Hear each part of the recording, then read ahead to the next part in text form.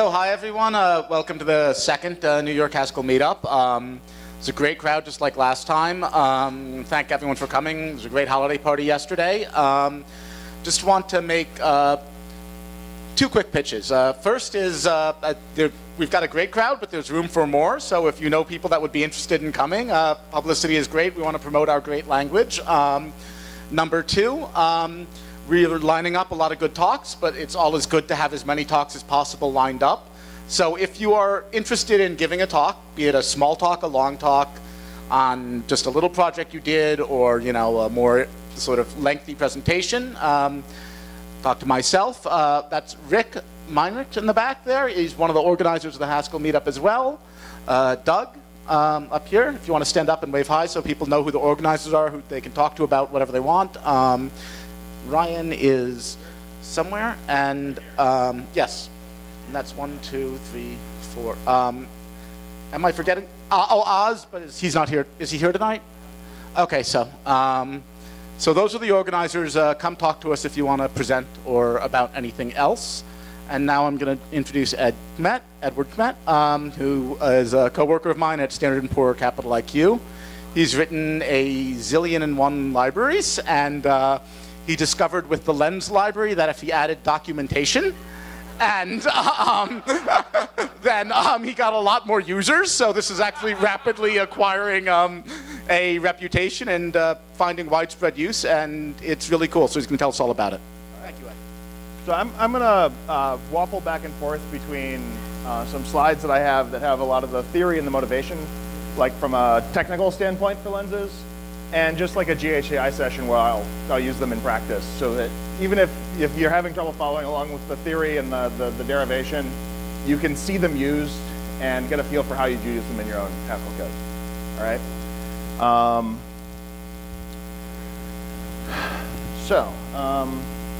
I've got a lot of material to cover today, so I'm going to ramble on for a couple hours. I apologize. So I guess the first question is what is a lens? So in imperative code, you can very easily read and write to like nested getters and setters, like way down in a hierarchy. I can call foo.bar.baz.flux and plus equals 10, and I don't really think too hard about violating, I guess, what the Eiffel guys call the law of Demeter, and going down and accessing properties and properties and properties. In a functional setting, it's a lot harder to do that though, because I have to use I use record syntax, and I have to go in and it costs me more and more because I have to keep talking about the same object to go deeper and deeper. So record updates are not very compositional.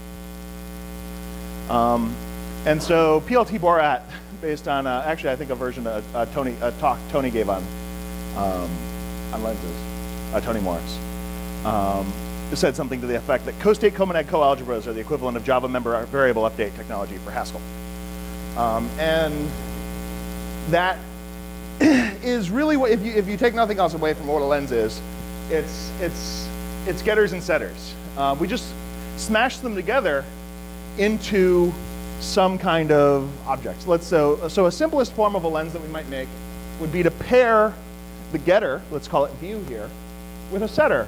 So we'll get an A out of an S, and we'll set taking an S and a new A that we want to replace into it, and we'll give you a new S. Okay, and we want to put some common sense laws on these. Okay, we can actually derive these laws about 4 or 5 different ways, and they all give you the same laws, so that kind of gives us a hint that we're onto the right abstraction. And one is that if I get something out of my hole and I put it back, it's the same as if I didn't do anything. So a lens has no other effects, right? It doesn't bump a counter somewhere inside the object. It doesn't do anything like that. All it can do is read and write to a part of it. And if I put something in, I have to be able to get it back out. Okay?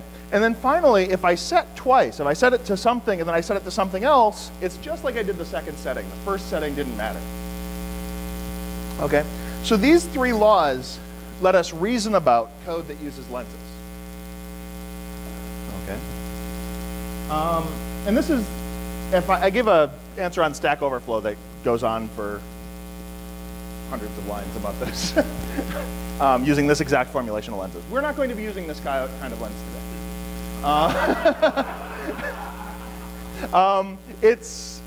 It goes so far and then stops.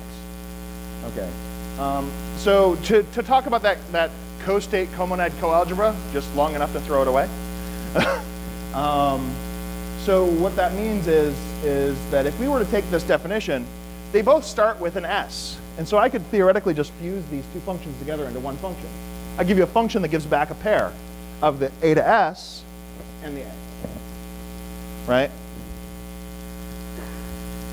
And that construction on the end happens to be the store comonad or the co-state comonad, if you want to go about it from a theoretical perspective. And this is a store comonad coalgebra. And the laws to be a comonad coalgebra in this case are exactly the lens laws that we just stated. Okay, so that's a completely different way that you can get to the exact same laws. I think that the common sense version makes more sense. This one is also, this is the approach that I used in my data-lens library. That was the lens library that I used to sell everybody before this one. I handed off maintainership on that, and then I subsequently stabbed poor Russell in the back by writing a new lens library. So I mean, this is like if we were to look at the version inside of data lens, the only reason I wanted to point to this is that you can build a category for these where you can compose these. And there's the category class basically says that you have dot, which lets you compose things kind of like functions. You can compose arrows in the category, and that there's an identity arrow for every object in the category. There will not be a test on this code. We're not going to use it. The problem with this approach is that somebody has to remember to import control.category. They have to hide a couple things from the prelude. What I want to do is I want to write lenses that I don't need to go off the control.category and grab dot from. And along the way, we're going to get some extra stuff for free. Okay. I was holding this up kind of as a straw man. All right. So there is a, this is a reference to a talk that was given by Eric Meyer probably 10 years ago on a bunch of language features that eventually became LANC instead of C#. In Haskell, we often have, there's an idiom that we use over and over again that you'll see in certain people's code that is like, if we start with like say dot here, I can work with dot, dot, dot. Okay, and now instead like dot goes into a function of one argument. Dot, dot, dot will go into two functions deep. Right? Dot, dot, dot, dot, dot. We'll go three functions deep. As many dots as I compose here, I'm gonna nest that many arguments into a function. Okay, this is I believe Connell Elliott called them semantic editor combinators. He gave them all sorts of fancy names. We can do this with fmap instead of functions, because the definition of fmap for the function functor, the function from A or whatever, is fmap, or fmap is dot. We can generalize this pattern and say, well, I can go instead of going fmap where I go under one functor, I can go under 2 or 3 just by using fmap.fmap or fmap.fmap.fmap. Okay?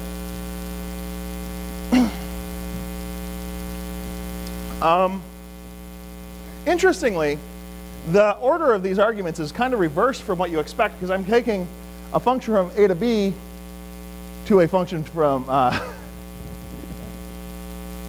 f of A to f of B. Let's go here. A function from A to B to a function from f of A to f of B. And so each one of these is, the dot is actually reading backwards from the way you would come at it from a Haskell perspective. You'd think about it from a Haskell perspective usually. So these are semantic editor combinators, and Connell gave these all sorts of fun names. We had like result was dot, and element was fmap, and second, and you can compose element.result.second and walk down in for editing assignments and whatnot. I'm going to make an alias for this, just so for sake of discussion, because this is going to be the same pattern for aliases that I'm going to use for the kinds of lenses that I want. Okay, and so a semantic editor combinator is going to say, given an S and a function from A to B, I can give you a T. So this is like fmap, right? If this was f of A and this was f of B, this would be the signature of fmap, right? But also fmap.fmap fits this pattern, because I didn't actually prejudge that this had the shape fa. S could be lots of different things. Okay, so fmap.fmap is a semantic editor combinator. And fmap.fmap.fmap, or result.element.second.first. All of these would be valid semantic editor combinators.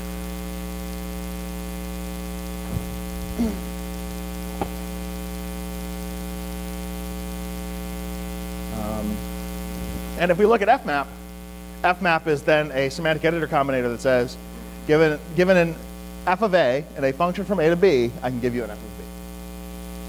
We can just put a different signature on it, right? Because this expands to the existing definition of fmap, or the existing signature.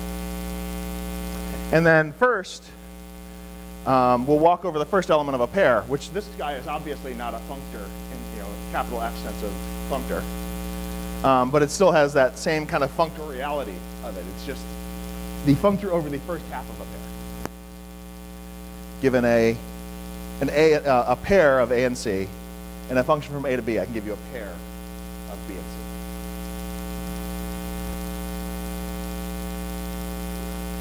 Okay. So this leads us to the first construction that we're going to deal with in the lens library that is not a lens. We'll talk about setters.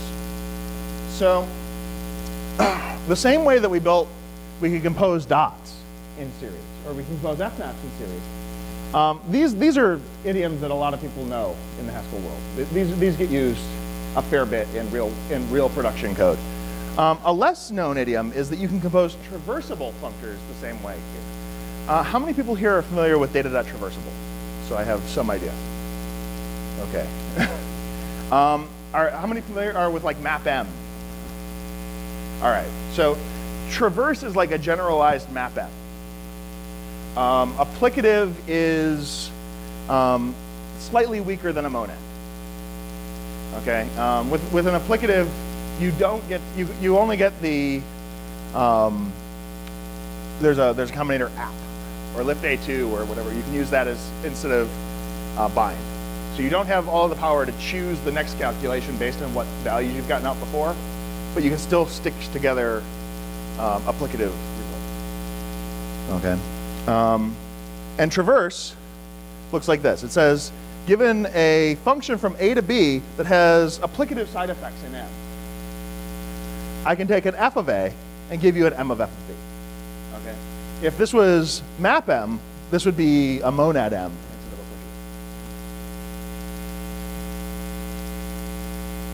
And if it's map M out of control.monad, it'd probably have list here instead of M. So the traversable class says, I don't care what kind of applicative you give me. You give me an applicative, I will walk through my F and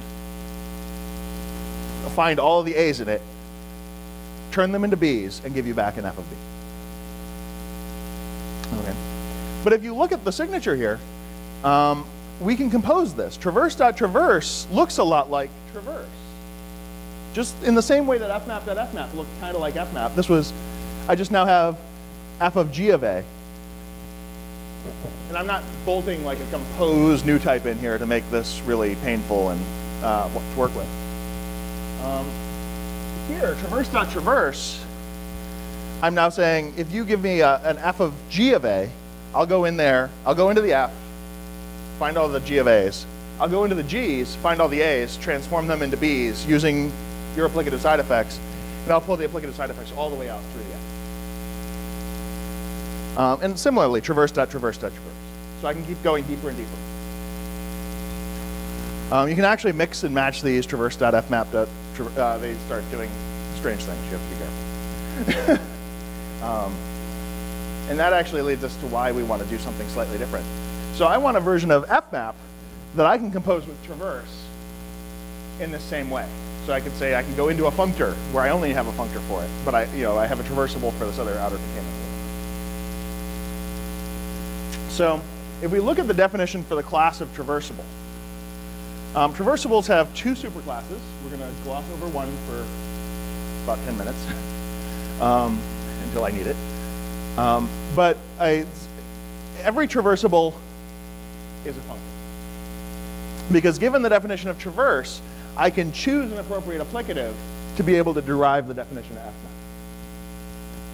Right? I could use the identity monad, or the identity applicative. And then this becomes A to identity of B, f of A to identity of f of B, and I can just put on or off the new type wrapper, and I can derive fmap from traverse. Okay. So that motivates the superclass of functor for traversable. And there is a fmap default that is provided for you in data.traversable, which is a valid definition of fmap. So if you've written a traversable instance for a type, you can just say and fmap equals fmap default, and you'll get the functor for it. It'll define it for you. You won't have to like walk through your whole syntax tree a second time doing the same thing, just without the applicative side effects. But let's take that guy apart. The source code for fmap default says, I'm going to traverse, I'm going to take the function that you gave me, a function from A to B, I'm going to bolt an identity on the answer, so I'm going to give you an A to identity B. So now that's suitable that I can pass it to traverse. Then this will take in my f of a's. This is going to give me back an identity of f of b's. So I'll run identity to rip the identity off, and now I'll just have an f of b. This built fmap out of traverse. Just using identity out of like data functor identity. This is in transformers.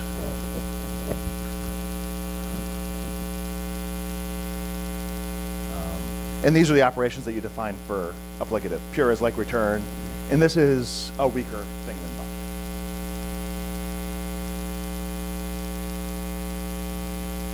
So remember we had fmap, fmap, fmap up there.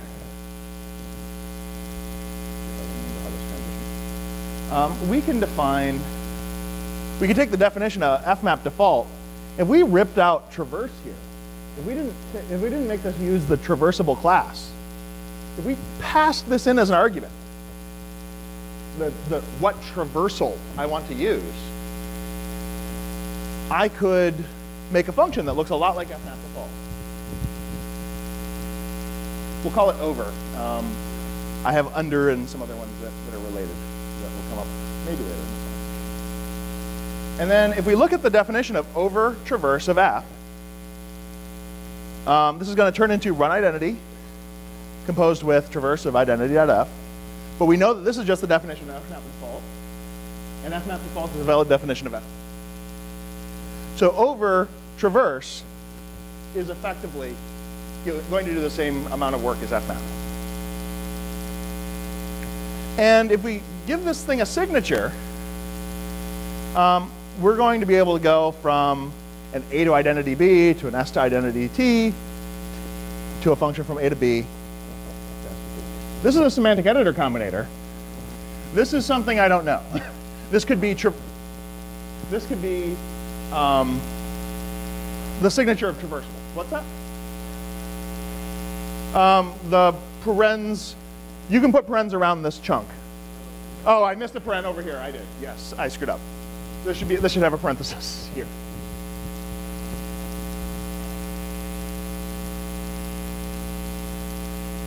So we'll call this type here a setter for right now.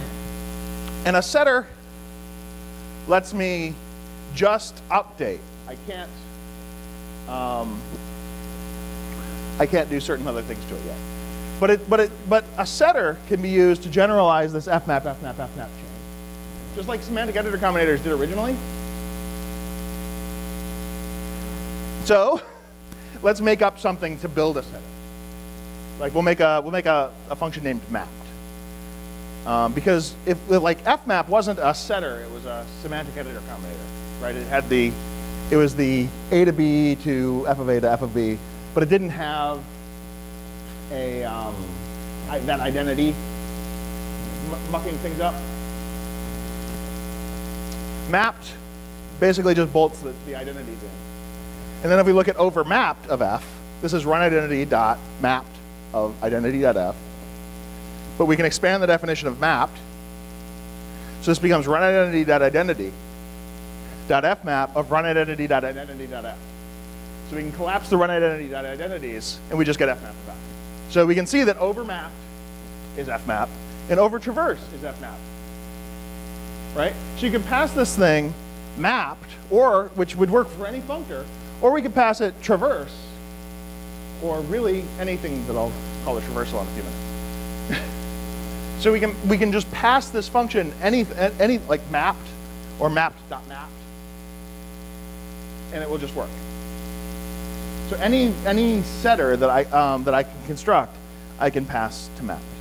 And traverse can be made to be a setter by just picking the functor, because we're allowed to pick any functor we want, or any applicative we want. We'll just pick the applicative to be identity. Right? The type system will do that for us when we go to pass it into something that expects a setter. Okay?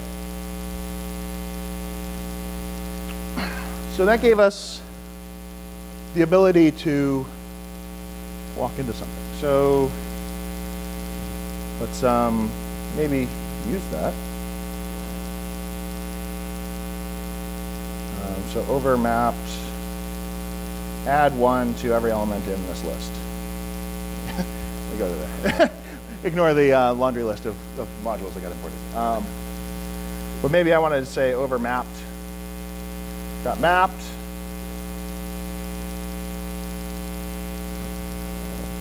Right? But notice that this, unlike the lens library that we described at the beginning of this, we can actually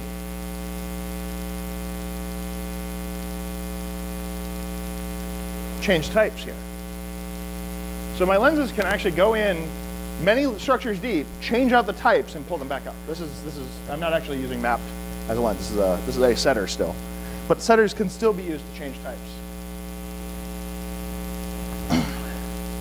So I said everywhere inside of this thing where I'm going 2 levels deep, mapping through structures, go through and compute the length of each of those strings.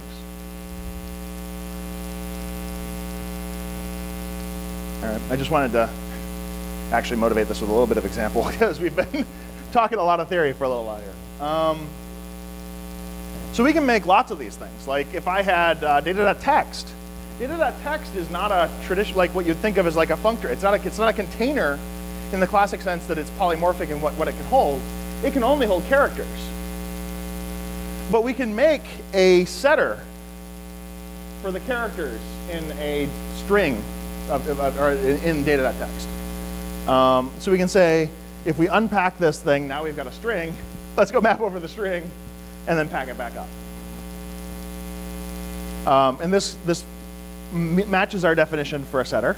And then overchars will go in and do the right thing. And then we can go into lists of characters or any traversable container holding onto characters or holding onto text fragments. And we can map over each of the characters inside of my containers full of containers.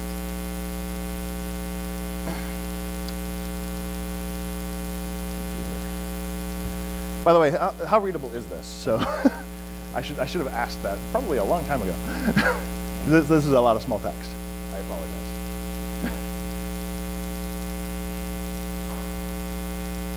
apologize. So derived from the functor laws, I think I can do Control Zoom, yay. So if we look at the functor laws, that fmap id equals id, and fmap f.fmap g equals fmap of f.g. In the case of functor, you can actually derive the second law from the first and parametricity. In the case of setters, you can't. You don't get this one for free, given the first one. We can make analogous laws for setters that we would like to have hold. We can say that if you go over a setter with id, it should be the identity. And if you go over it with f and then over it with g, it's the same as over it with the composition. But we can make setters that don't look anything like a valid function. Like here I'm going to walk over both halves of a pair. Right? Here you can give me a pair where the two sides match in type, and I'll give you a new pair where the sides match in type, as long as you give me a function from A to B. Okay, and I have to sprinkle the applicative sugar through that. Or I can walk over the first element of this. So given a pair of an A and a C, if you want a B and a C, give me a function from A to B, and I'll give you a function from A to C, or and a C to a B and a C. So this section in FMAP.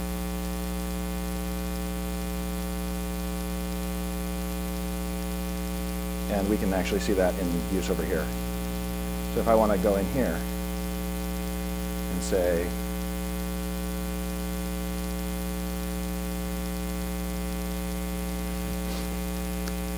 sorry for my colorful example. There. So now we're going into a list and then into the pairs inside of that list, where the types of the two halves of the pair have to match originally, and then they'll match in the output. And here I'm passing a function from string to int, and I'm getting out a list of pairs of ints. And we can, of course, do this in a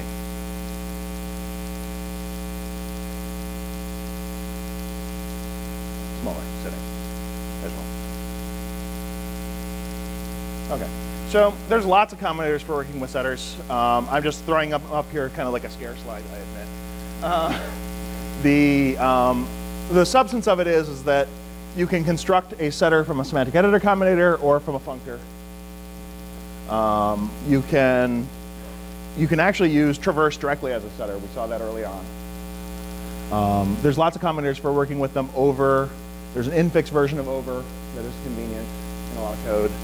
And then like if you're used to just like doing like plus equals and times equals and those kind of things inside of imperative code, if you're working in a state monad and your state is something that you have a lens into, you can do plus equals to modify part of that state.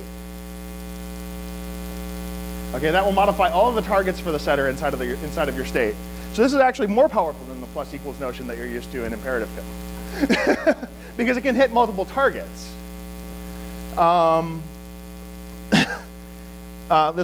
This percent equals is actually, if you think about it as mod to the imperative programmer, right? This is mod equals modify equal. That's why it's modifying it with a function.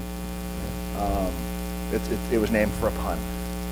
It at least gave you some mnemonic for what the modify thing should be. And we can set or directly just change the value to its new target. This is like passing it const b for this function instead of passing it an arbitrary function. And there's lots of things we can do with setters. Okay, setters I think are a nice entry point to the library because they hint at the structure that we want. We got them directly by looking at the definition of fmap default that was already there, that was already defined for us inside of data.traversable. We stole the laws wholesale from functor. We didn't have to make up laws for setters. They were already given to us by the sort of canonical choice of what a setter should look like, which is functor. So let's do traversals. So we saw that we could pass traverse as a setter. What if we tried to generalize this pattern instead of just generalizing the fmap.fmap.fmap,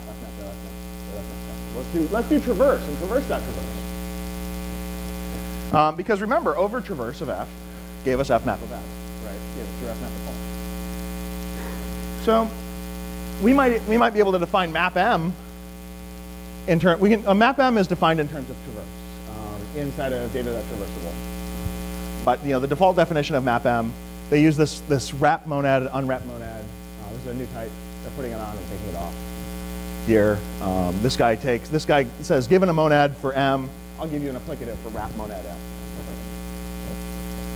Okay, and since I've got an applicative, I can use traverse. Now that I've gone through traverse, I can pull the unwrap monad off, and I'll have done the work. Using that same pattern of just pulling the traverse out of this definition and replacing it with an argument, we can get a similar definition for map M that takes the traversal. And so this says, if you give me an S and any monadic function you want from A to M of B, I'll give you an M of T, given a traversal that goes from S to T, given a function from A to B. With any monadic side effect or replicative side effect you want. So map M of can be defined in terms of our traversal, just by pulling traverse out of the function. And so now over traverse gave us fmapf, but map M of traverse gave us unwrap monad.traverse.wrapmonad.f, which is exactly the definition of map M that's in data. So we can see that we generalize the existing notion of map M from data.traversable. And there are laws that we already know for data.traversable. The traversable laws are just these. Traverse pure equals pure, and compose.fmap traverse f dot traverse g equals traverse compose.fmap f.g. Now, in the end of the slides, I have some references. Jeremy Gibbons wrote a very wonderful paper on the essence of the iterator pattern. In the process of working on this with Russell O'Connor, he was able to prove that these are all of the laws that you need. There were a couple of side conditions that were floating around in the essence of the iterator pattern. Those turned out to all be consequences of those laws. There's a paper he's been putting together that actually goes through with the formal proof of this in Kant, showing that all traversals are planetary containers. So this spun off a little bit of research. But the laws for a traversal are just these. Just rip out traverse and replace it with L. Right? So for a valid traversal L of pure should be pure. Right? So this is the equivalent to L of return equals return. And in the identity monad, you can see how this defunctor law that we started with. And compose.fmap L of f, etc. That one's a little ugly. It's inside of Jeremy Gibbons' paper, if you want more motivation. But really what this guy is saying is that your traversal doesn't change the number of targets for the next traversal. So if you apply a traversal and you would traverse 7 elements, the next traversal, if you were to apply the same traversal, would have to see 7 elements again. That's a good litmus test of whether or not you have a legal traversal.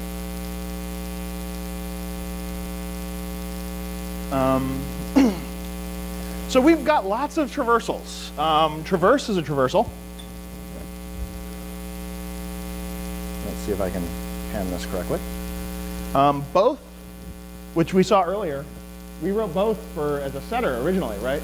But we were just using an arbitrary applicative. So both can be a traversal.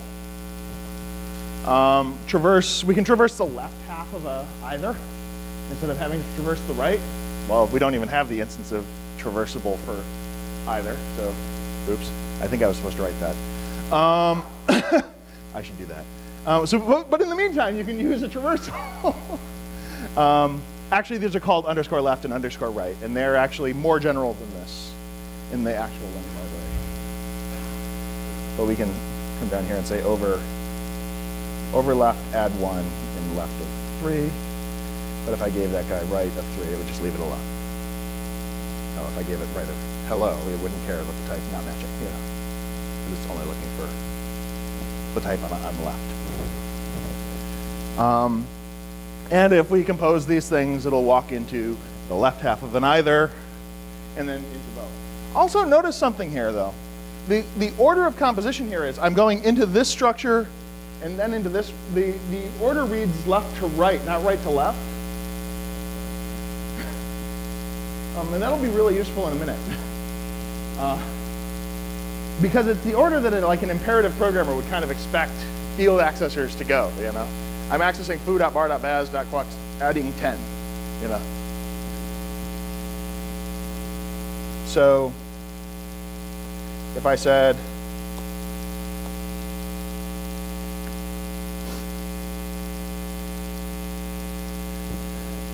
and here is just flipped $sign. It makes for cute syntax.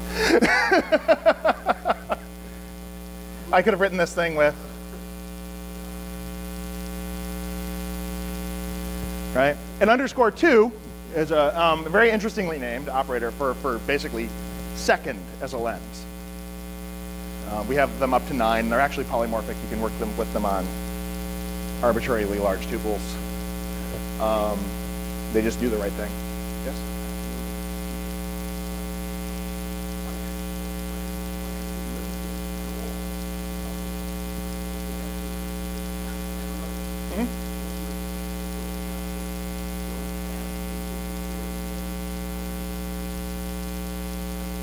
We do now. But yes, these are. But it's very hard to correlate those two. It's very hard to program polymorphically over arbitrary size tuples. Yeah, we don't have a k tuple where the k tuple is indexed by n. You know, for how many? Maybe. Well, we'll have type level naturals. So this lets us go through and edit part of the structure. Now, the nice thing about building up in this order is that if I start here,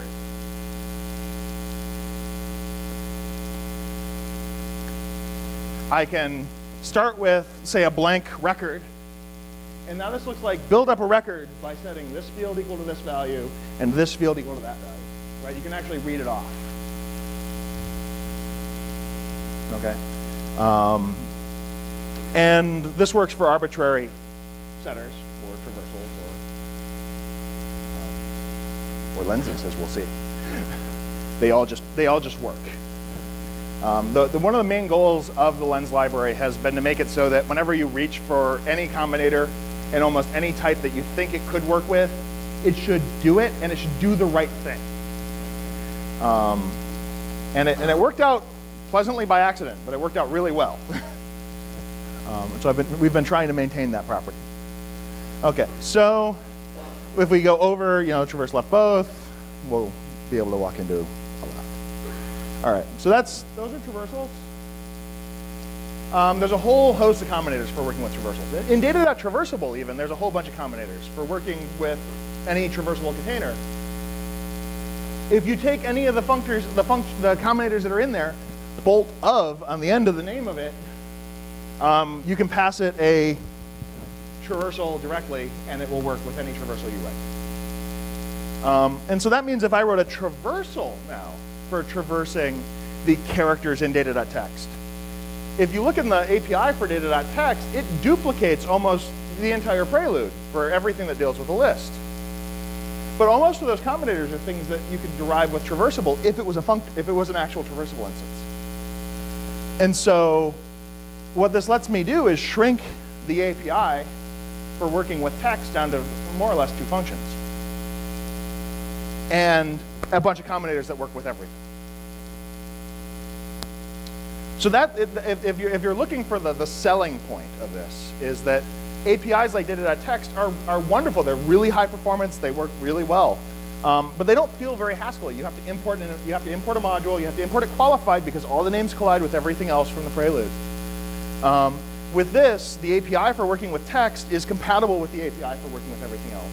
You don't have to import anything qualified in order to work with these text fragments. And it really cleans up the code that results. I could actually show that off. Load data.text and load a little helper library. I don't actually export the schedule by default. And say, if I had hello packed, I'm going to use syntax I haven't introduced yet, I apologize. If I look at that, this is text. I'm saying use something to read out from a lens. So that gave me text. And now I could go through and say, well, if any of the text characters are equal to C in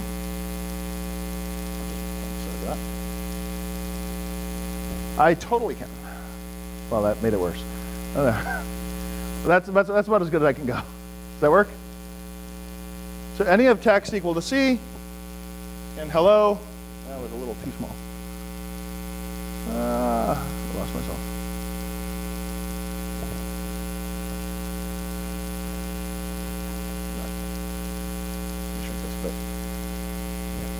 All right, I can at least fit on the screen now. And any of text equal to C and cello. Right? And this works in both .text. If I had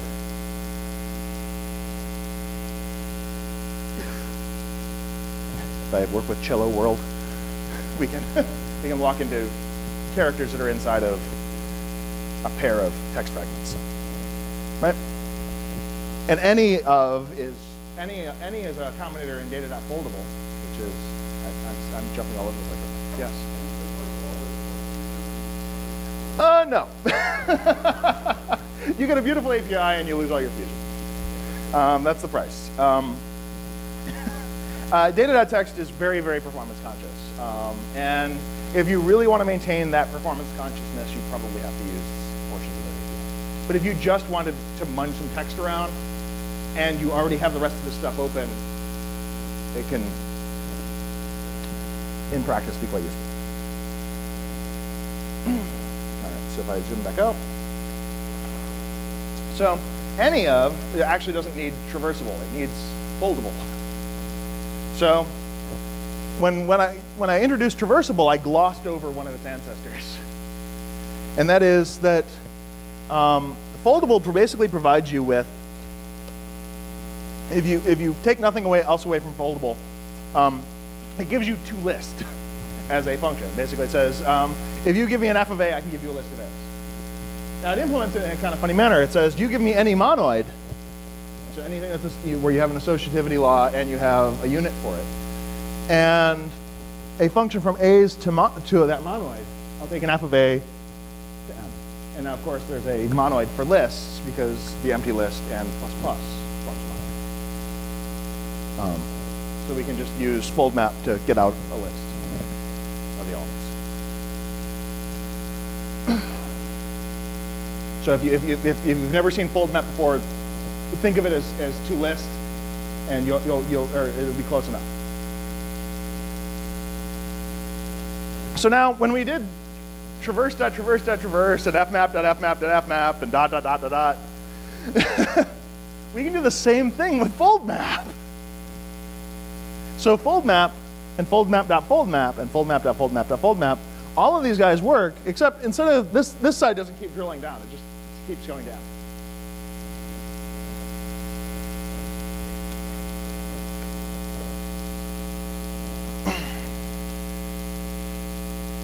So this is, again, the same pattern that we had for traverse. And traversable didn't just give us fmap default, it gave us fold map default. It gave us a version of fold map for free. If you know how to traverse something, I can give you fold map for that thing by default. And here's where we need the generality that traversable gives us. So traversable doesn't need a monad, it needs an applicative, or it can work with an applicative. And I'm going to work with something that I can't make a monad for. Const, and const is provided by control.applicative. And it basically says, if you give me an, const ma doesn't have any a's in it, right? It's just m's. This is a functor really easily.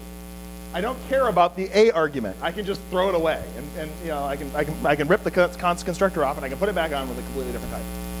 Right? The only thing that I kept my m, and that was the only thing that was in my const. constructor.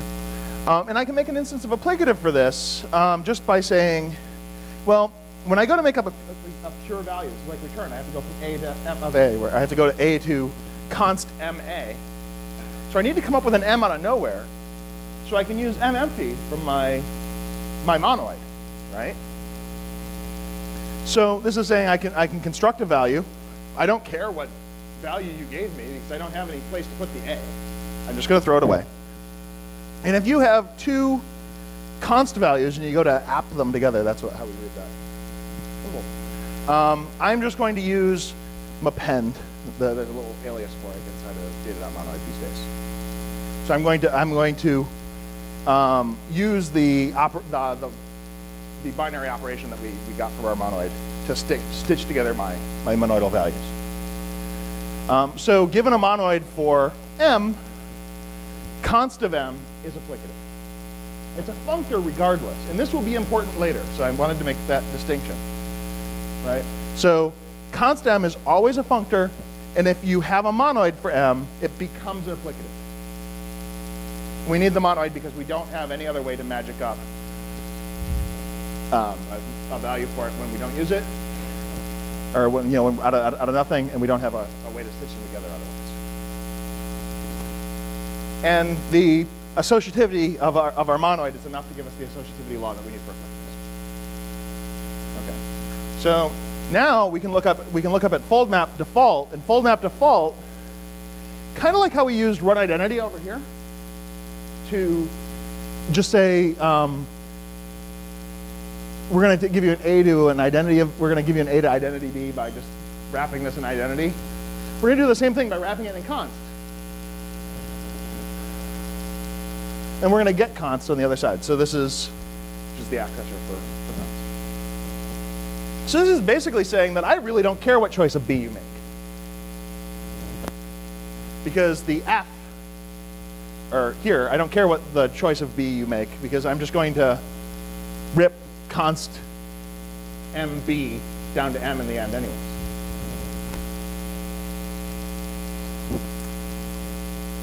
So fold map default is defined in terms of traverse.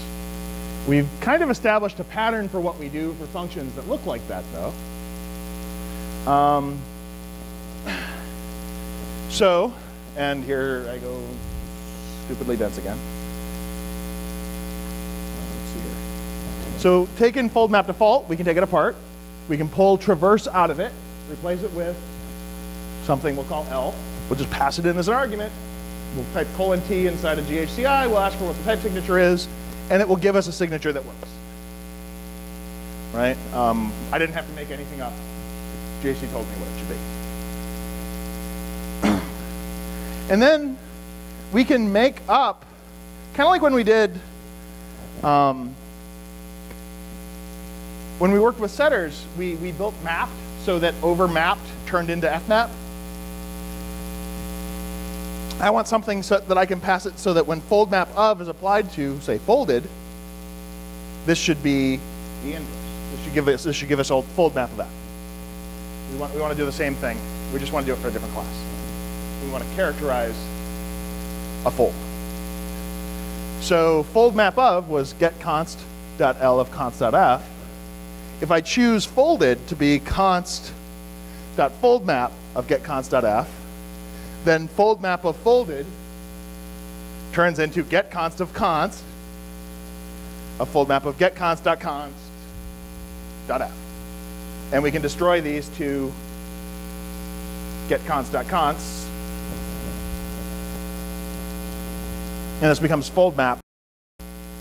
Right, so we've gone through the derivation. We've proven that this is, sort of the fold, as it were. And given any fold, we can define this combinator we'll call view. And view says, I'm just going to pass const to your fold, and you can now get const. Okay? So going back to abusing things I haven't introduced yet, if I view 1 out of hello world, I get hello. Okay. Maybe that's not a good example.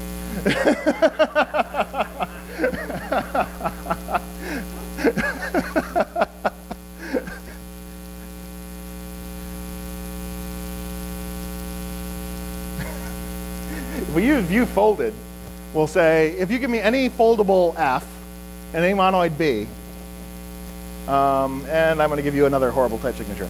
I'll give you a function from F of B to B. Right? We can just ignore the reader. This is generalized, so you can use it in monad transformer stuff. The actual documentation for this is really nice, and it gives you about 10 fake type signatures that you can look at view as having to think about it.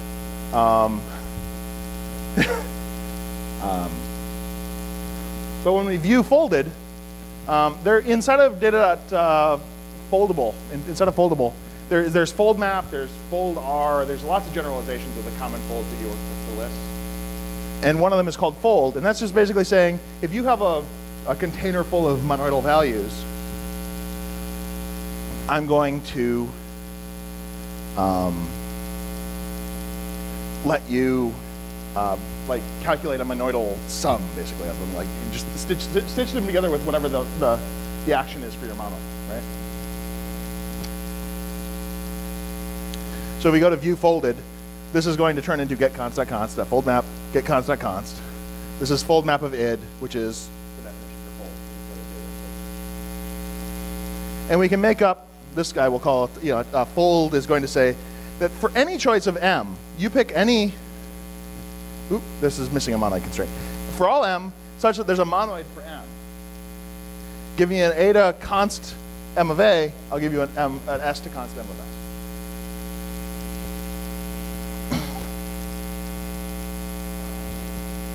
So that's a nice way to work with lots of containers. So we can work with anything that we could do with data.foldable, we can do with a fold. So like any of, some, product, there's a whole like 50 combinators, something in that library. They all generalize. So sum of both will go through and add up both elements out of a pair. Or sum of traverse.both will go through some traversable container full of pairs and add up the values of all of the both sides of the pairs inside of those traversable containers.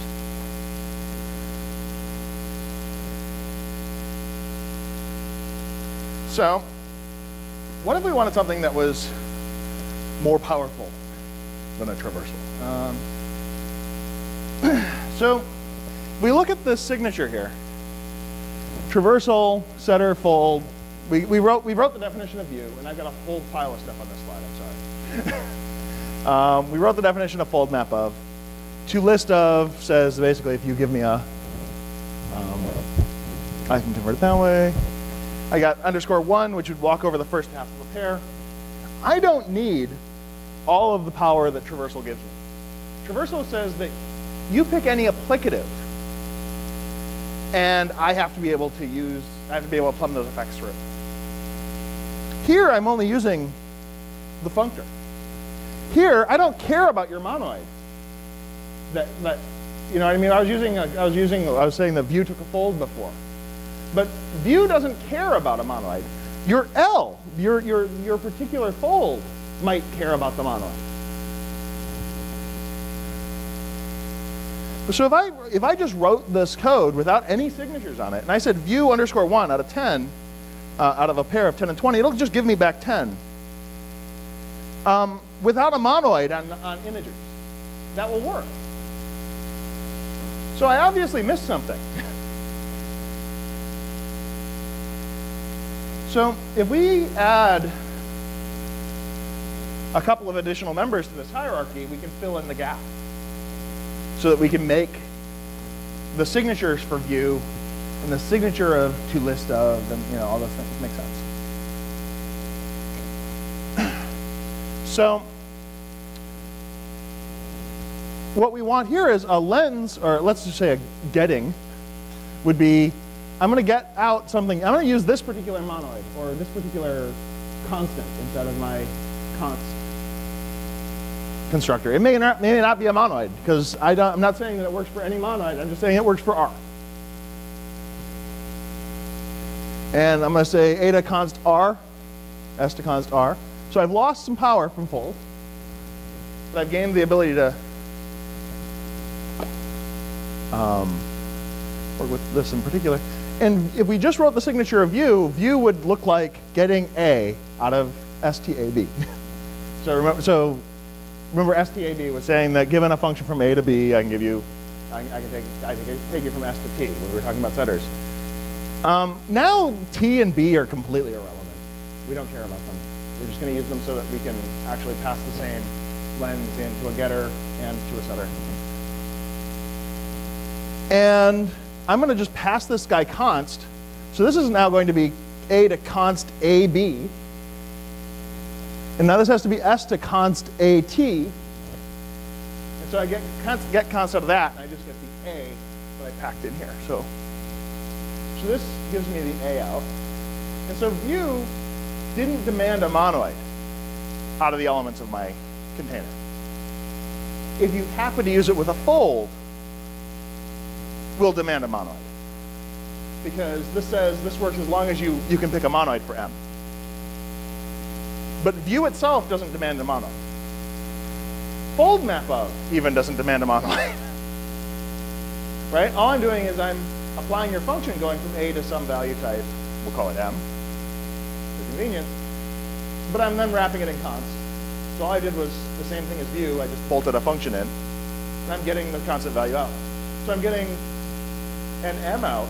It may or may not be a monoid. So when I apply fold map of to a fold, I'm going to demand a monoid on m. But if I apply it to a getter, which I haven't introduced, I will not.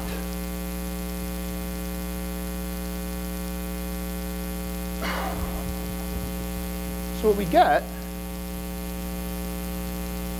is we have setters, we have getters. I am missing getter in that list, aren't I? So what we can do is we can make this notion of a lens be any traversal that is a valid getter. And I am missing the punchline because I am missing getter on this slide. But we can write the definition of getter. So type getter, STAB, getter SA, equals for all results. Given an a to a const rb, I can give you an s to a const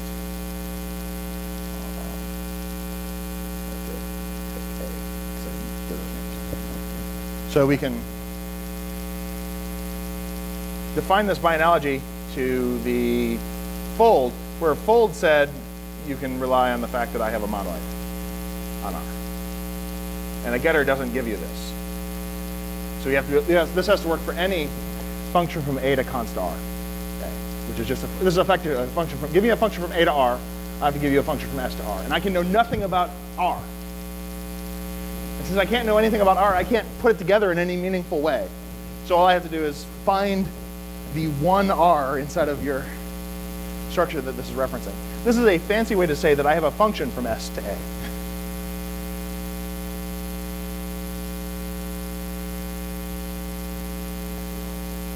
Do I have getters? All right, I'm going to skip around in my slides, sorry. So a getter is, you give me a function from s to a, I will give you a getter. Which is that for all r, a to const r. And we can build two. And this guy says, if you give me a function from s to a, and a function from a to r, with some new type notice, right? I can give you a function from s to r, with some new type notice. Well, that's like flip dot and some new types.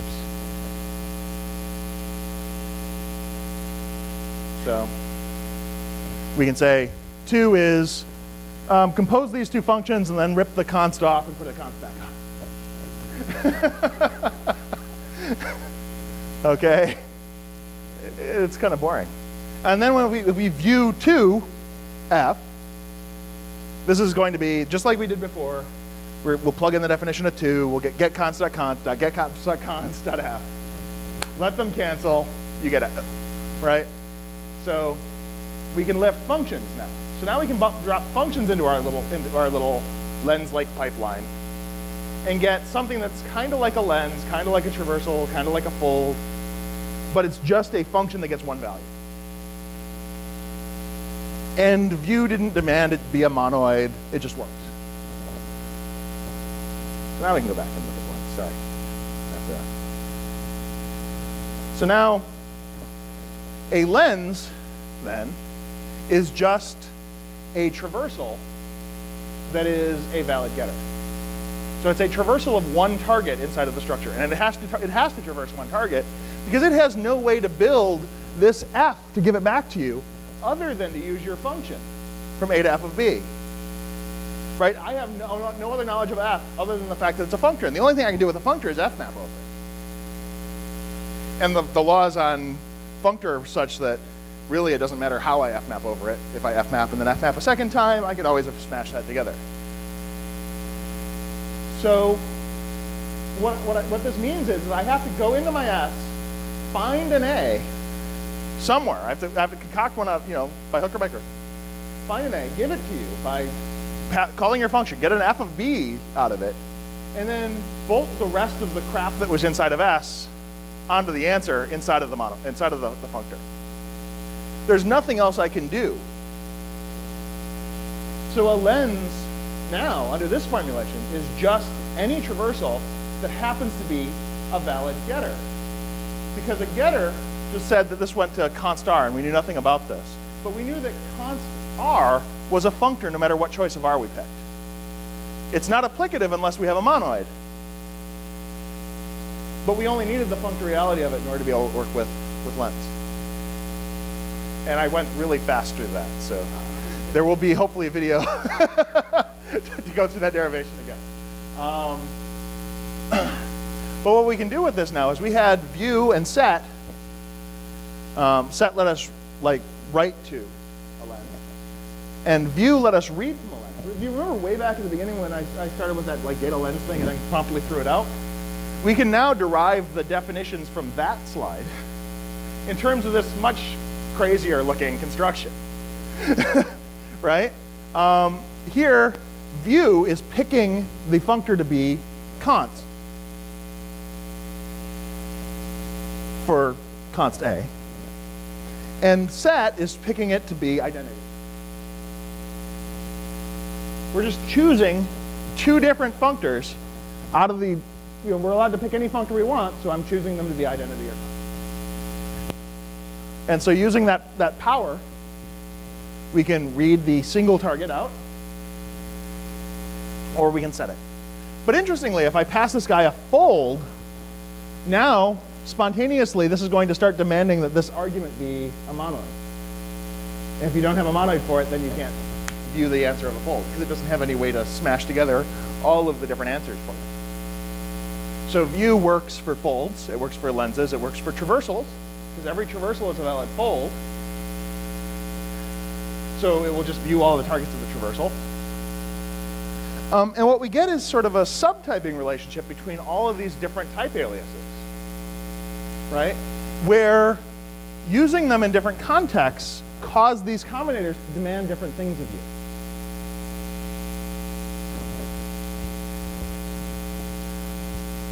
So when we did view earlier, when we viewed _1 out of hello world, _1 was a lens. A lens is a valid getter. A getter reads exactly one target and doesn't demand a monoid of us when we go to view from it. But if I want to view both halves of this, it would have to do something, because it's got to mash them together and give you one string, but it has two strings. So it's going to use the monoid for string.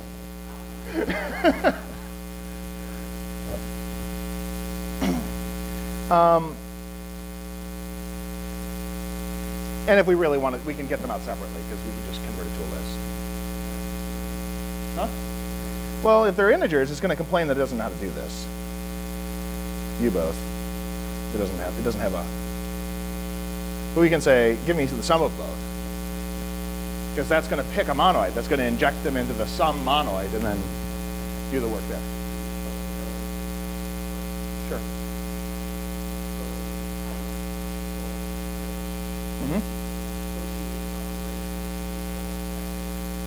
Yes. Yes, and that is the instance of monoid for string. Yes. So yeah, so by default, you could make up an instance of monoid for integer. Yes, because do you really want to add them? Do you want to multiply them? There's lots of things you can do. So when there's no one right default, we just don't pick them usually, and then you have to pick it with a new type. Well, you can use a new type wrapper around it. Like I could use view both of. I'm going to just stick these in the sum new type. In the sum new type,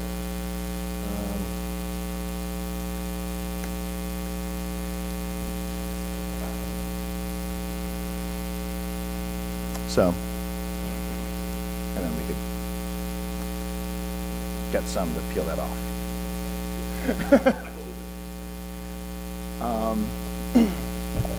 Okay, so now we were able to build with view and set.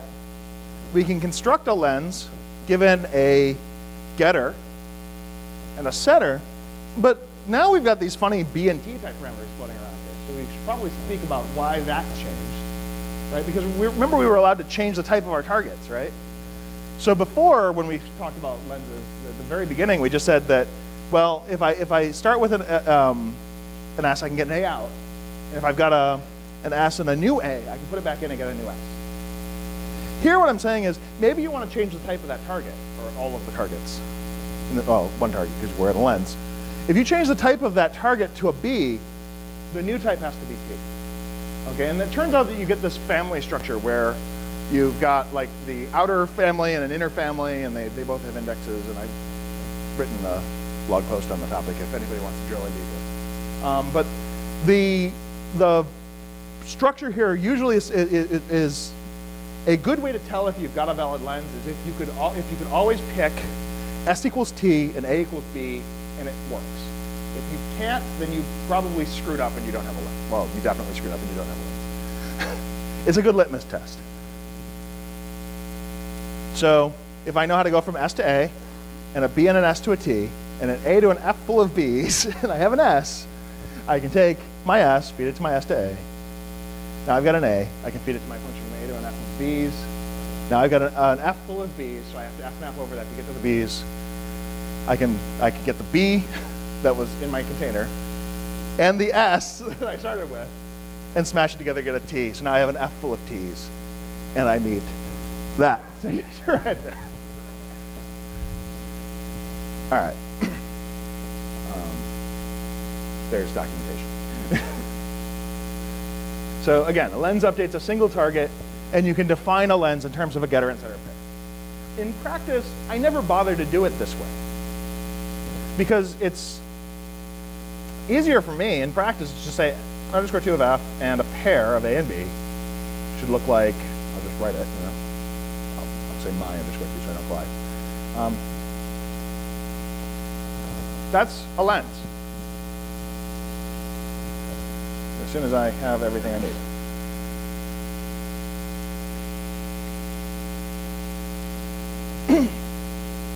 Okay. Also notice something here. I didn't have to import my library to write that. Right? So you can write lenses that are compatible with the lens library. You can define traversals that are compatible with the lens library without depending on the lens library. Right? I just used this. I could have used fmap out of the prelude, and I wouldn't have had to import anything. Okay, so using just the prelude, you can define a lens that is perfectly compatible with all of the combinators I give you inside of the lens library. And one of the reasons that this is important is that if you view Cabal kind of like an onion or something, where like packages come along and they just get they're layers on the onion, right? Later packages kind of have to provide all of the stuff for packages that are deeper than them in the list. It's really hard to invert a dependency in the Cabal world. And you can't have cycles. So if I were to come along later and define a library that I could have some great instances for containers. I better put them all in my library because there's no way I'm getting containers to depend on me. On the other hand, with this, I could try and convince Johan or somebody on the containers team to make a lens to go traverse a given element out of a map. And that might be an argument I could win. And so somebody made a joke that I've gotten to the point where I've optimized my libraries to the point where you don't have to depend on them anymore in order to be able to use them. I think this is a really big selling point for this kind of lens. If nothing else, because it solves that, well, which lens library do I provide the lens for? You don't have to pick up a dependency, you just write a function.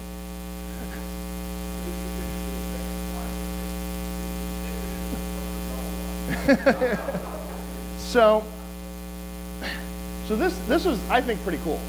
And then the other thing is this just magically becomes a traversal if I started to say, well, and block this one too.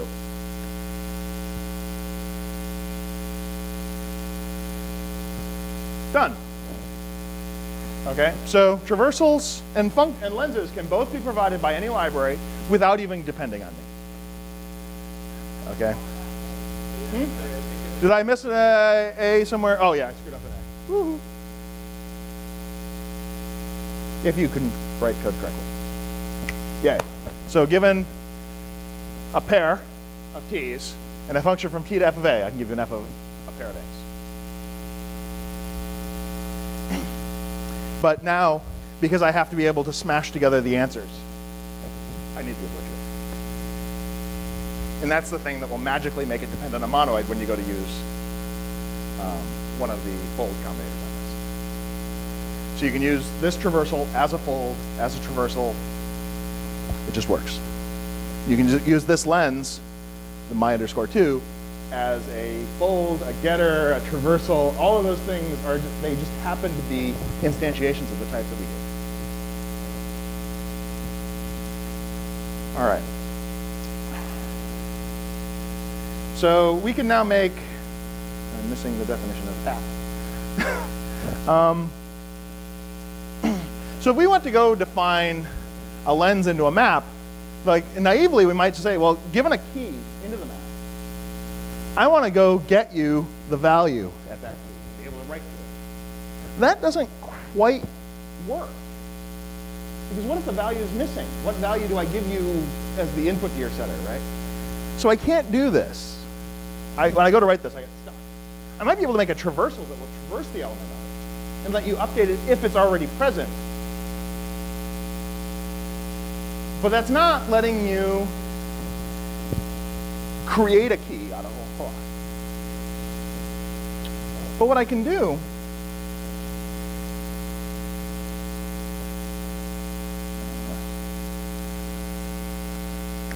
so we can say map.fromList. This is going to build a map for. So this is a map you can insert and delete into it. It builds a nice size balanced binary tree. Performs really well.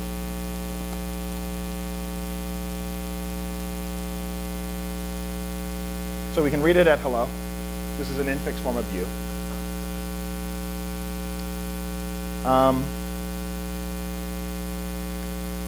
We can read it at a key that's not present. And notice that this is a lens that's getting out a maybe.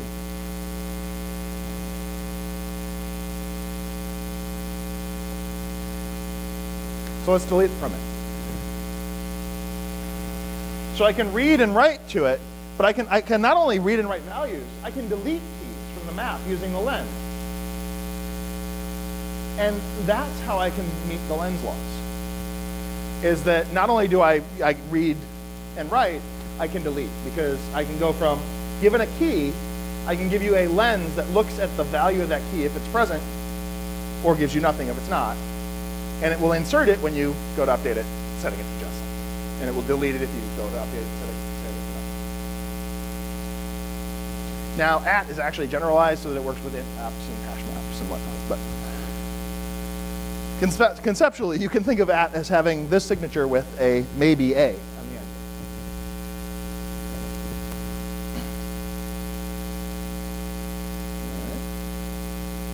So, folds are like foldables. We talked about folds.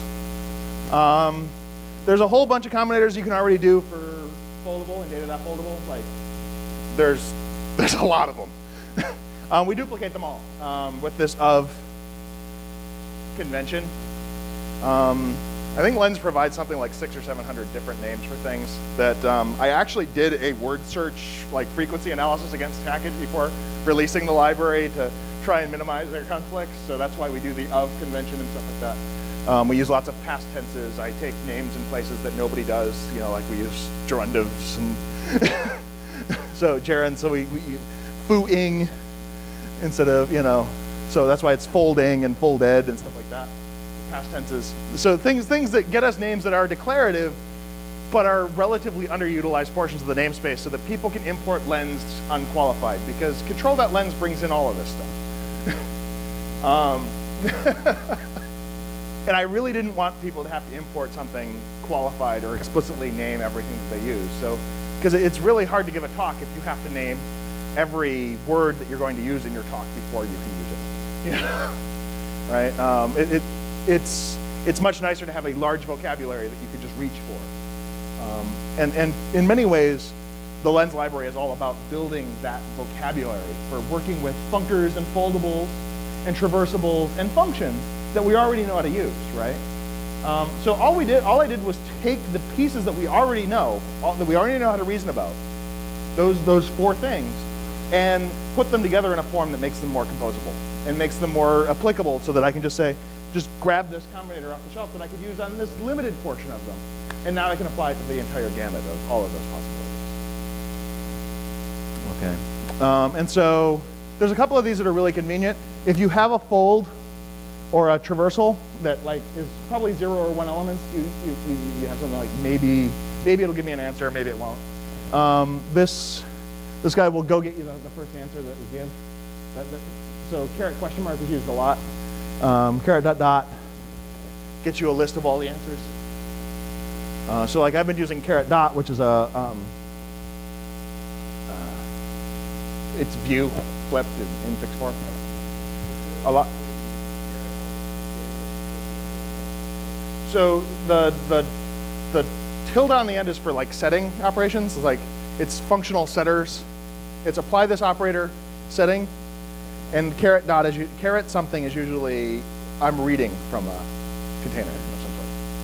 So here I'm reading from a fold and giving you maybe an answer. Here I'm reading from a fold and giving you all of the answers. The dot dot should be indicative of the dot dot syntax inside of so we can go through and say, given 1, 2, give me both. And I've lost my ability to type. Awesome. All right. Apparently. So 1, 2, 3, 4. Traverse and give me both. Okay.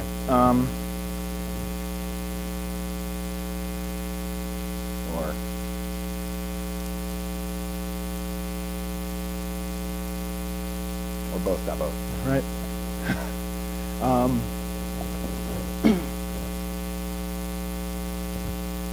And then let's say that we had, I don't know, left 3. Tell me whether or not that is left.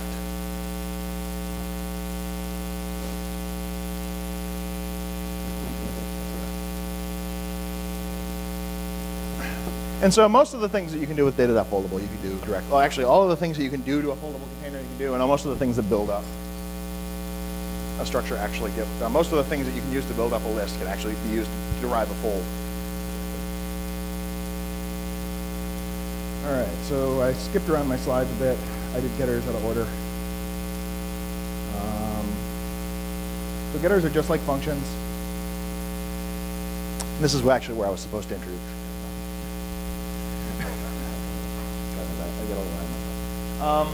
I actually implement these in a little bit different way. Like up until now, I've been saying that that you just pick identity or you pick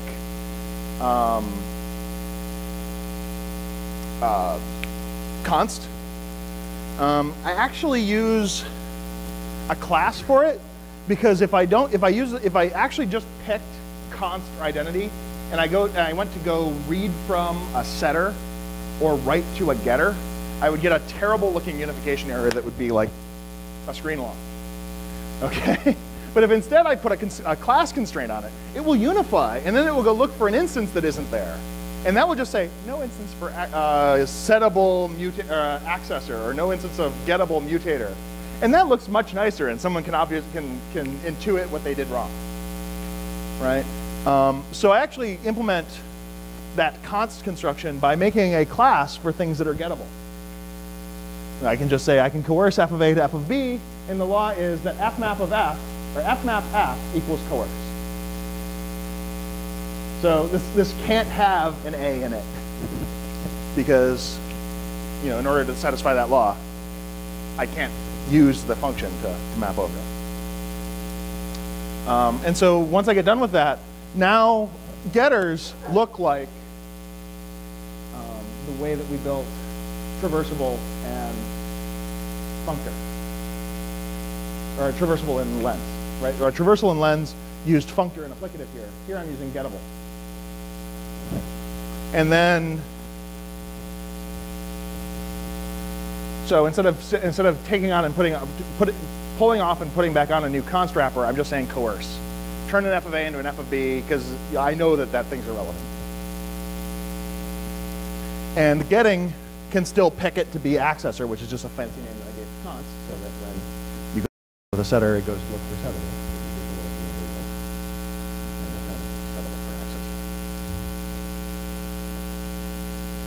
So, with that, we've got lenses as just anything that is both a getter and a traversal. We get a whole pile of combinators for these. So in addition to updating the target, I can read the answer that I wrote at the same time, because it's awfully inconvenient to go, oh, I updated my fresh variable count, and then have to go read it again.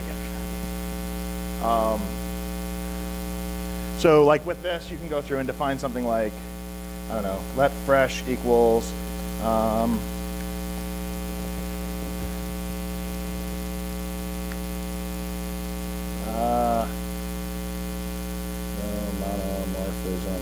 restriction. There. So this will say, in any monadic state that has that has a numeric type, I can bump the counter by 1 and read the new value, all in one pass. Okay? And I used the identity lens here, which, by the way, is just the identity function.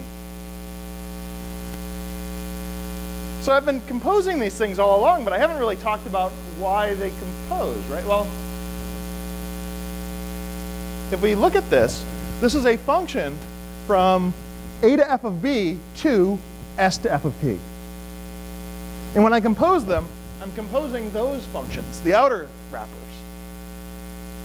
So I'm going from A to f of B to S to f of P. And I have something from here that goes from, I don't know, x to f of y to A to f of B. And so when I compose those, now I go from x to f of y to S to f of P. So I'm just composing these larger blocks. That's why I can use dot from the prelude. You can actually build these things using arrow sugar if you really want to, even though they're not arrows. Just pass the ones. Everything composes backwards because if you look at this as kind of CPS. So we've got lots of things we can do to lenses.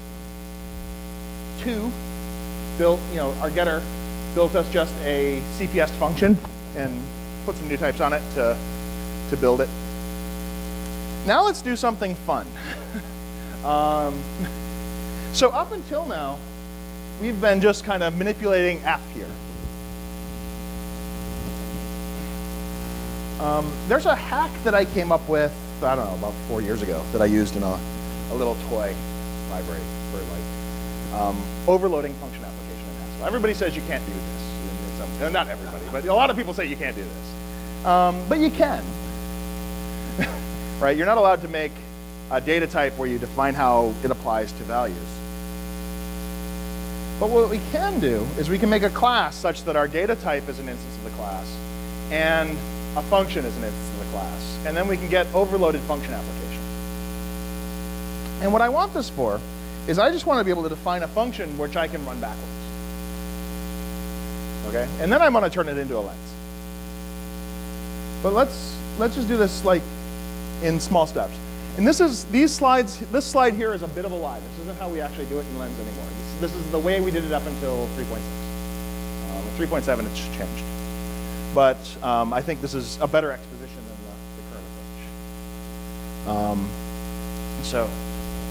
approach. But this trick would work in the wild. You could do this for anything you wanted. So let's say you wanted to make isomorphisms, such that an isomorphism was a function that you could apply like any other function in Haskell. But you could also use from to turn it around.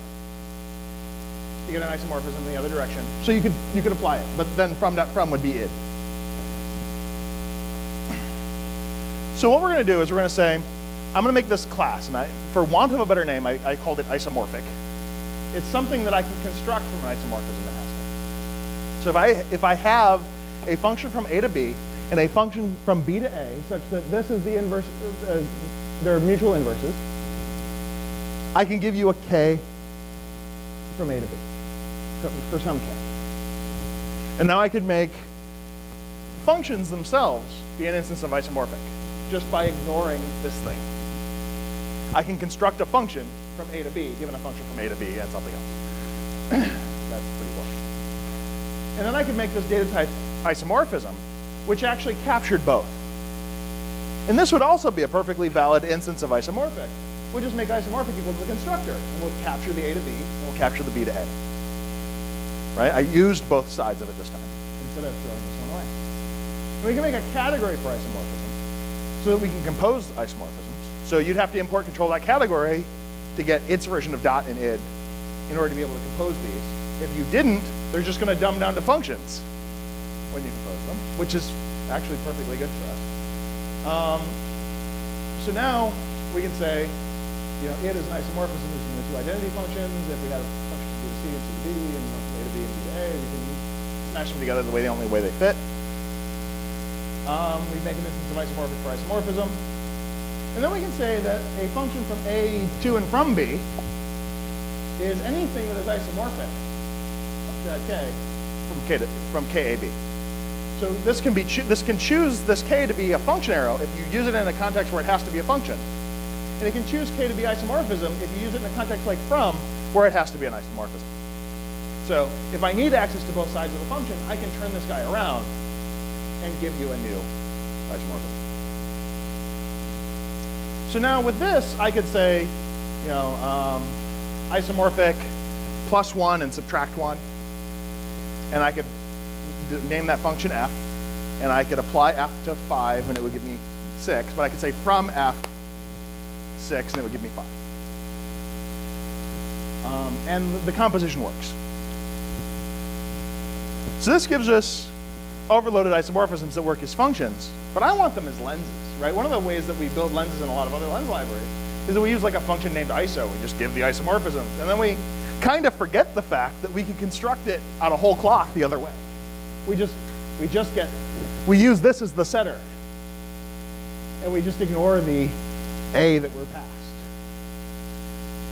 But I want to have that full power to turn a lens around if it is based on an isomorphism. I want to be able to run it backwards.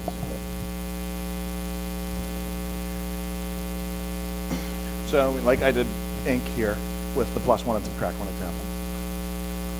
So let's make iso kind of like lens and traversal. What we're going to do is we're going to pick k here, the outer function, the function that we're between a to f of b and s to f of t, to be k, where k is an instance of isomorphic. And so now I can give you a function from a to f of b to s to f of t, or I can give you s to f of t to a to f of b. I can pivot around that central arrow. Okay, this is the old way. The signatures change a little bit now. But this at least gets you an intuition. And so this used to require us to provide us all 4 functions. The new version actually lets ISO be both of these, and you only have to apply 2 functions. But all we're going to do is say, you give me the two sets of mutually inverse functions, and I can give you an isomorphism family that works kind of like a lens family. And then we can go through and say, we can make an isomorphism between string and text. So that text, or so that packed, this will take string to text by packing it using the packed function out of data.text. And we'll take text to string by unpacking it. We'll call it an isomorphism, ignoring illegal characters and stuff like that will cause it to flip out. And then we can define our text traversal that we used earlier on as just from packed. So take this isomorphism lens and run it backwards. And then traverse the contents. So now I composed an ISO with a traversal, and I got a traversal. Because what happened was, when I went to do this composition, this forced the outside to be an actual function arrow. So this picked K to be function arrow, which is a valid instance of isomorphic. Here we turned packed around, so we used it as an isomorphism. We got a K EA. We chose K to be a function arrow, and we traversed. And so this is where the cello world example actually was supposed to finish. All right. In practice, we use a more horrible encoding for ISO that lets us be a little more minimalist. And there's actually a similar construction for these things we call prisms. I'm not going to have time to go into prisms today, but prisms are what happens if you take the categorical dual of a lens. So a lens lets you access one field of a product-like thing, or part of a product, and a prism lets you access one constructor out of a sum. And so left and right are actually prisms. They're not traversals of the left and right hand side. So that's the bulk of the talk. I just want to show a deep dive on a couple of quick things, and then I think I'm done. How am I doing on time? Okay, that's about perfect. So there's how many of you have used Uniplate or heard of Uniplate? Okay, so Uniplate is a library for doing generic programming in Haskell. It's written by Neil Mitchell. It's really nice. It performs really well. It's fast. I embedded a copy of Uniplate inside of Lens, which seems kind of redundant. But what I did was I redefined the Uniplate combinators so that they are valid traversals, or rather, so that the combinators can take any traversal, and so that Uniplate and biplate are actually traversals. This actually solves a number of problems with Uniplate, and then has the side effect of making it 35% faster. So what we can do is we can define a class. We'll just say plated is a class that knows how to, is a traversal that knows how to get A's out of an A. It's like, go find all of the subtrees of my children. If you have a syntax tree, go find me all of the child nodes, one level down. Give me the immediate descendants inside your syntax tree of the same type. Go find sub-expressions of the expression. And say by default it is ignored, or it uses one of these guys that uses data.data to build a complex hit map using all the logics that I stole wholesale from Neil's library, which was awesome. But in Neil's library, he goes through and he builds up a data structure to kind of mimic the shape of the intermediate structure. And I don't have to, I just capture it in the environment. And so since I'm not building up and tearing something down, I save all that time, and that's where all the speed up.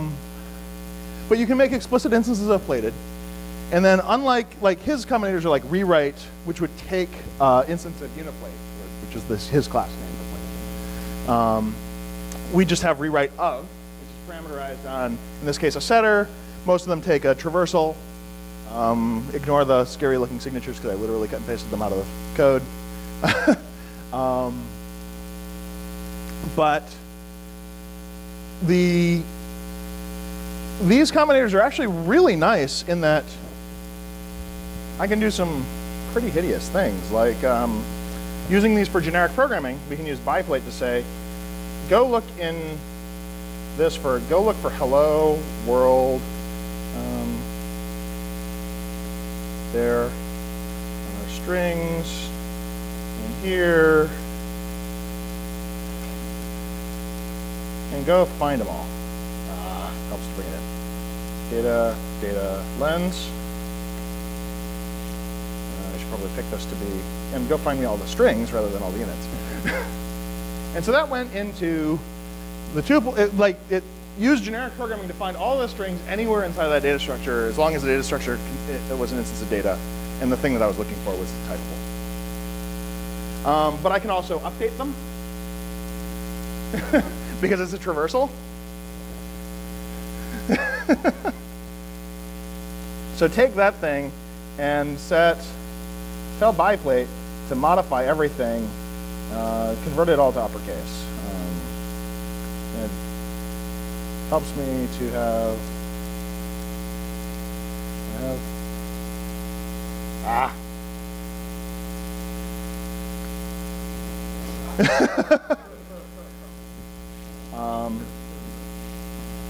why don't I map m of underscore, which we'll go through and run an action on biplate, and put stir line. Right? We can do all these things. All of our generic programming traversals just work. And we're able to use biplate as kind of a magic traversal that will just be whatever traversal we kind of want it to be. So if you're too lazy to write the traversal, it's there. So that's Uniplate in lens form. It comes with a lot of combinators that were in the original Uniplate that are really, really handy for rewriting syntax trees and whatnot. Like rewrite of, we'll say, give me a setter that knows how to get A's out of A's, and give me a function from like A to maybe A that like is a rewrite rule you might want to apply. Maybe it goes through and looks for negated literals and turns them into the literal that is the negated value inside your syntax tree. So if you have neg of lit of A, it'll turn it into lit of the negative value of it, right? And what it'll do is it'll apply this in a bottom-up manner. It'll go into the A's, the descendants of A, of your top-level expression. Look through the sub-expressions. Look in the sub-expressions of that. Keep going down. Apply the syntax, the rewrite rule at the leaves until it doesn't apply anymore, and then walk its way up the tree. That's one combinator, and it works for doing hierarchical rewrites. Context of holes of will find all of the one-hole contexts as a context comonad. So that's the store comonad from the beginning of the talk. All of these combinators were derived from plated. They all work directly on any traversal. It's an incredibly powerful addition to the library. And then there's one other kind of like deep dive example I want to do, and I'll probably go like 5 minutes. And that is zippers. So one of the questions that I get asked a lot are, what is the connection between zippers and lenses? And historically, there really hasn't been one, but now there is. So Zipper provides a pretty nice API. So what we can do is we can say, I want a zipper into something. Let's start with Hello World. I like Hello World. So what is the type of this? So this is a zipper. And the way that I'm going to view these things is they look like breadcrumb trails. Okay. So we're starting at the top, and we're looking at two strings.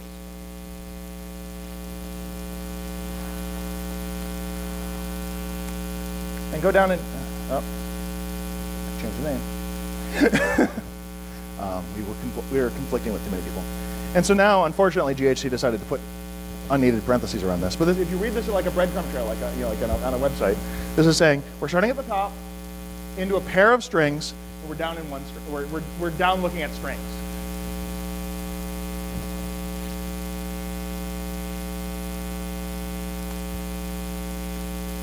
And now we're looking at a single character. And I want you to change the focused element to J. And I want you to move all the way to the right and change the focused element to Y and rezip. I'm looking at the types. I should probably actually show you the answers, huh? So we walked down into the first half of the pair. We walked down into the list here. From within, like, basically makes us a level where we can move leftward and rightward within the level.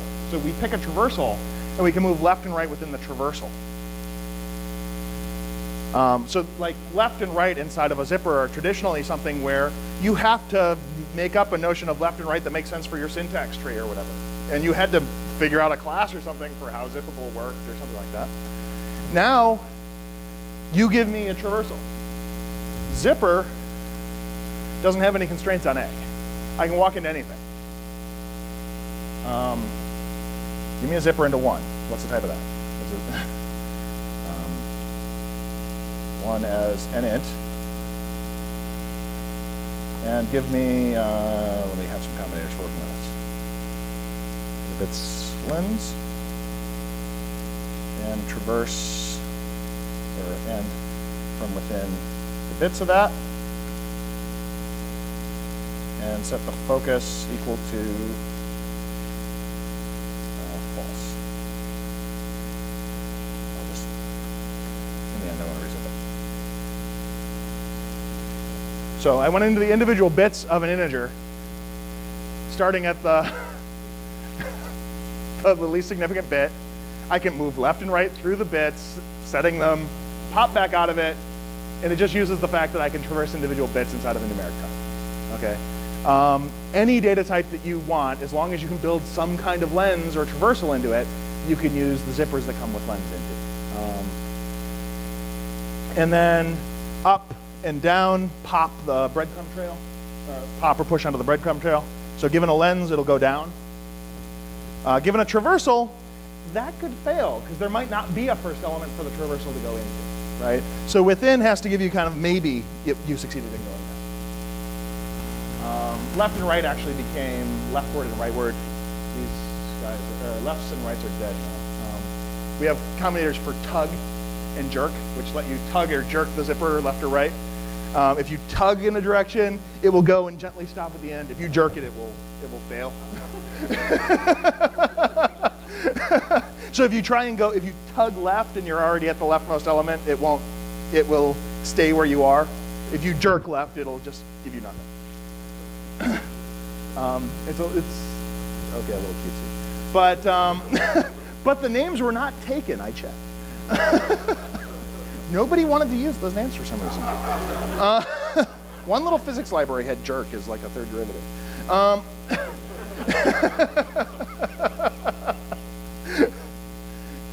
And so that's basically what I've got for zippers. There actually happens to be a lot more in the library. We've got so if you're interested in more, there's the Haskell Lens channel on Freenode. There's about 45 of us lurking in the channel at all times, answering lens questions and working on the library. There's a lot of builds about spam. There's like, I think we have 7 or 8 committers in the library now. It's making fairly alarming progress. We're on version 3.7. I started it 4 months ago. Sorry for the ever-breaking API, but it's a better library for it. So the community is pretty good. There's a number of resources out there for learning more about lenses. So first of all, there is the lens.github.com. Will give you a very not fitting on my screen website that gives you more about them in a tutorial and stuff like that. And so there's a longer tutorial on how to use lenses. There's the actual GitHub website for Lens. Feel free to fork the library if you find something wrong with the HADX or whatever. There's about 500 example doc tests that actually get run every time we check in that keep us honest about the documentation. There's a wiki that has lots of the stuff that I worked through on the derivation, a fact about why we did things certain ways, etc. There's a lot of resources out there. I tried to keep as much of it as community editable and updatable as possible, because I'm only one person, and for some reason a lot of people want to use these. And I want people to understand lenses. So I hope this has been useful. That's all I've got. Oh, if I have time for questions.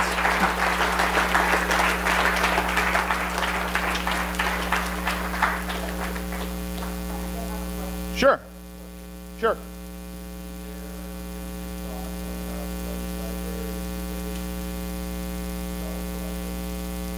I'm trying to be political. My problem with the Scala Collections library is, for instance, if you look at like map in Scala Collections, data.map, their map data type, traverses pairs of key values where you can't really reason about like the functoriality of map. So if you want to work with map, you have to map over map and then convert it to map, literally. So in order to work with map, you're almost always working like with 3 functions that have map in the name.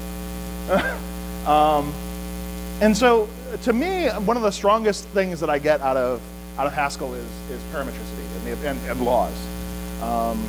When I look at the Scala Collections library, there's very little that you can use out of it parametrically. There's very little that you can go, oh, this holds across all containers. I can just use this combinator. I have to use ad hoc thinking on a per collection basis. For instance, here we have index traversals for maps. So there's a whole, I didn't talk about index things at all. But like if you want to have access to the keys inside of your map while you walk over it, I have something very similar to that isomorphism hack that lets us work with index traversals as well. So that you can have access to the keys inside of your map as you traverse the list of all the things. And you can get the index list of the contents and stuff. I find that particular approach to be much more practically reasonable than the Scala Collections approach, where now I can map over the contents, but I can't reason about that map f.mapg equals map f.g, because I might map, and in the meantime I might smash 2 tuples together that now make my map, I now have fewer elements in the subsequent traversal. I like laws. I like the ability to understand my code. In my experience writing a lot of Scala code, I have not had that.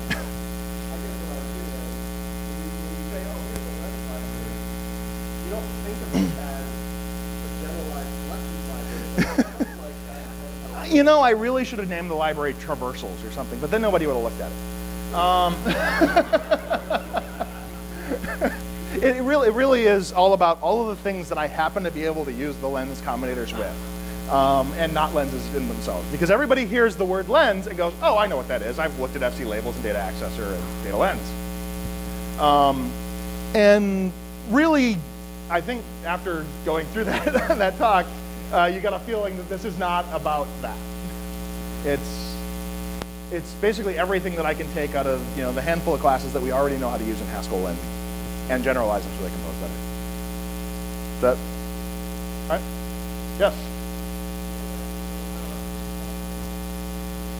The type synonyms, yes. Actually, you know what? I can do it better. I have a UML diagram. We are so object-oriented that even our accessors have accessors, or have, yes.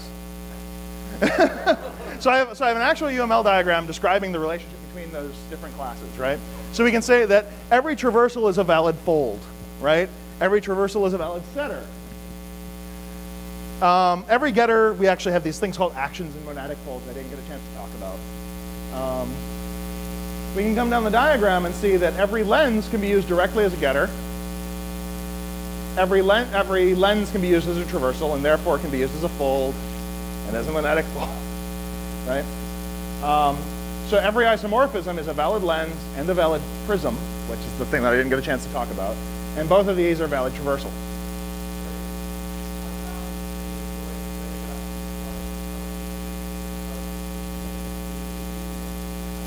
Oh, sure. Let me go back to the slides. I wanted to sneak that in there. So there we go. I think that works.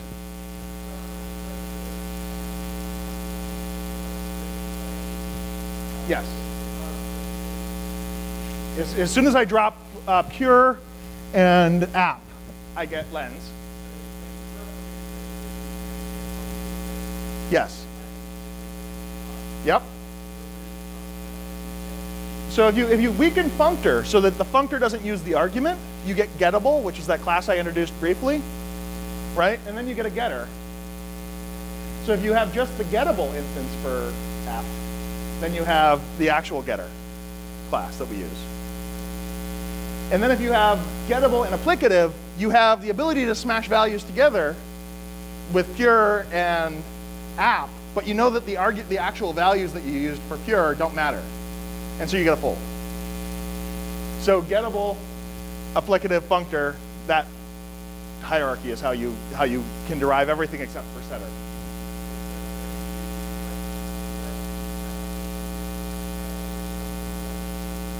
Yes, in this case, in practice, I have a settable class that says it's isomorphic to an identity. It has no content other than the value. And I actually abuse those classes to make. There's a number of combinators I didn't get to show here. Like there's backwards and forwards that will like reverse a traversal or a len or a setter or a getter or a full. You know, they'll turn like the list of all of the things that it's going to visit, so it visits them in the opposite order, even for all those restricted types. And those actually wind up being kind of like applicative transformers that I apply to the applicatives that I build up. So I actually abused that class thing that I introduced so that I could get better type errors to make a lot of very generic combinators I wasn't able to get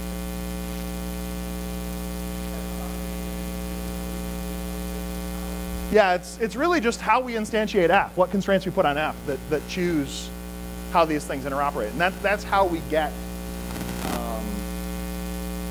I guess, the sort of ad hoc overloading that makes lens go.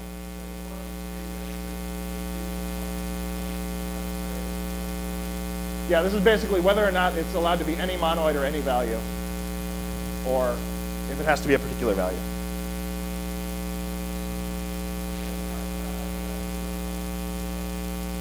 So, and then, like I said, these are actually all implemented by classes except for getting, which is. All right. Anybody else?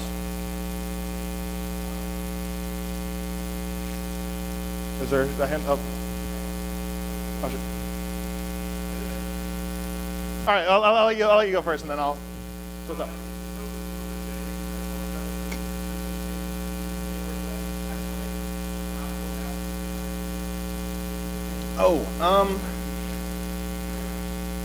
There is a notion of strength of every functor is strong in Haskell that we abuse very. The implementation of lens in here abuses the strength of every functor in Haskell. So one way to construct a prism is to abuse co-strength of certain functors that allow you to go search for sums. We can lift like an A and an F of B to a F of A and B. Every functor in Haskell is strong because of the way the environment works. Not every functor in Haskell is co-strong. I have a blog post on strength versus co-strength. I think it's deriving strength from laziness or something like that.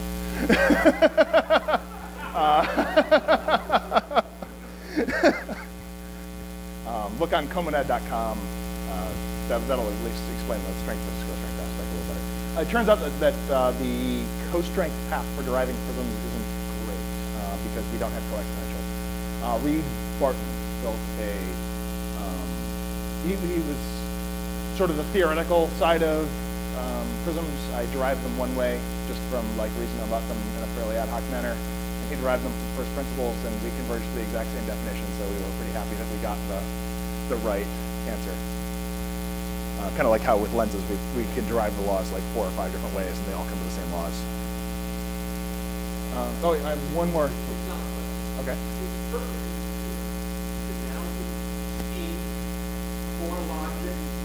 Snowball assembly in one lens. All right. Well, thank you.